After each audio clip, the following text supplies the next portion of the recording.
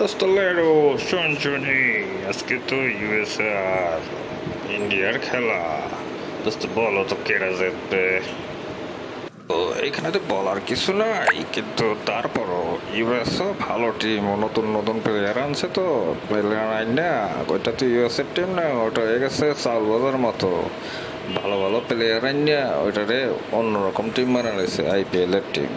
তো বলা যায় না, দেখা তো যাচ্ছে 10% চান্স ইউএসএর জেতার, কিন্তু ইউএসএ না জিতলেও 40-50% চান্স হয়ে যাবে ইউএসএর জেতার।